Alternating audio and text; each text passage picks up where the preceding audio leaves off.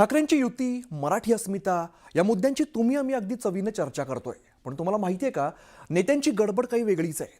त्यांना काहीही करून आपल्या मुलाबाळांची सेटिंग लावायची आहे. त्यासाठी त्यांनी जबरदस्त फिल्डिंग सुद्धा लावलेली आहे. बाकी लढाई निष्ठावंतच लढणार आहेत. बघूया. ठाकरेंच्या सेनेला घराणेशाहीचा विळखा, नातेवाईकांच्या उमेदवारीसाठी नेते आग्रही, निष्ठावंतांच्या हाती आश्वासनाची शिदोरी.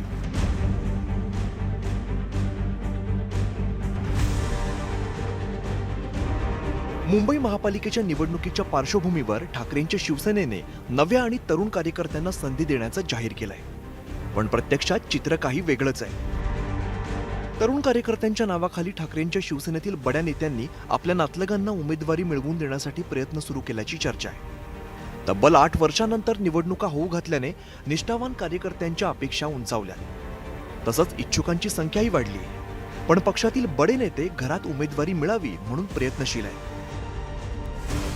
सूत्रांनी दिलेल्या माहितीनुसार माजी खासदार विनायक राऊत हे वाकुल्यातून आपला मुलगा अथवा मुलीसाठी उमेदवारी मिळवण्याच्या प्रयत्नात आहेत. माजी आमदार विनोद घोसाळकर हे दहिसर मतदारसंघातून आपली धाकटी सून पूजा घोसाळकर यांच्यासाठी इच्छुक असल्याचं सांगितलं जात आहे. तर ईशान्य मुंबईचे खासदार संजय पाटील हे भांडूपमधून आपल्या मुलीसाठी उमेदवारी मिळवण्याच्या प्रयत्नात आहेत. कार्यकर्त्यांना कधी संधी मिळणार असं कार्यकर्त्यांचं काय म्हणणं आहे. ते अंकित प्रभू किंवा राजुल पटेल किंवा तुम्ही जे नावं घेताय ते कार्यकर्ते नाही आहेत का? माझे वडील कोणीतरी असतील, पण मी पण कार्य करतोय. आता मी ते आहे, सुनील राऊत काम करतायत म्हणून ते आमदार झाले. कार्यकर्तेच आहेत ना. असं अनेक ठिकाणी होतं, असं सर्वच पक्षात होत आहे. ठाकरेंच्या शिवसेनेचे प्रतोद आमदार सुनील प्रभू हे गोरेगाव दिंडोशीमधून आपल्या मुलासाठी तिकीट मिळावं म्हणून प्रयत्नशील असल्याची चर्चा आहे. शिवसेनेचे आमदार अजय चौधरी हे परळ शिवडीमधून आपल्या सुनेच्या उमेदवारीसाठी आग्रही असल्याचं सूत्रांनी सांगितलंय. वरळीतील एका मोठ्या नेत्याने आपल्या मुलीसाठी वरळी प्रभागावरती दावा ठोकल्याचं बोललं जात आहे. आमदार सुनील शिंदेंनी आपल्या बंधूंसाठी वरळी प्रभादेवीमधून उमेदवारीसाठी जोर लावला. संजय पाटील यांची कन्या राजुल पाटील या युवा सेनेचे अनेक वर्ष काम करत आहेत. युवा सेनेच्या कोर कमिटीत आहेत.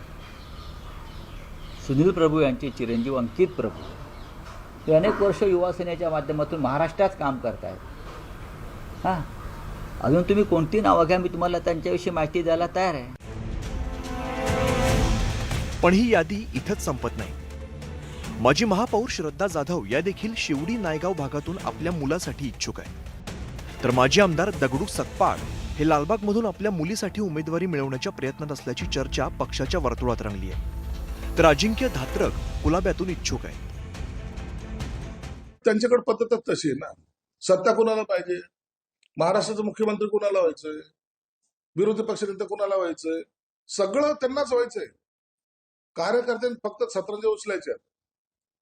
एखाद्या कार्यकर्त्याला तिकीट द्या ना, काय फरक पडतो. नातेवाईकाला घेतात, प्रत्येक पक्षावाले देतात, परंतु ते एका लिमिट पर्यंत असतं. तुम्हाला सत्ताच घाशात घालायची, ही तुमची मानसिकता चुकीची. एकीकडे ठाकरेंच्या शिवसेनेकडून नव्या नेतृत्वाला उभारी देण्याचा दावा केला जातोय. पण दुसरीकडे ठाकरेंचे जुने शिलेदार सामान्य कार्यकर्त्याला संधी देण्याच्या ऐवजी आपल्याच घरातील व्यक्तीला तिकीट मिळावं म्हणून वजन खर्ची करतायत. Bureau report, news 18 Lokmat.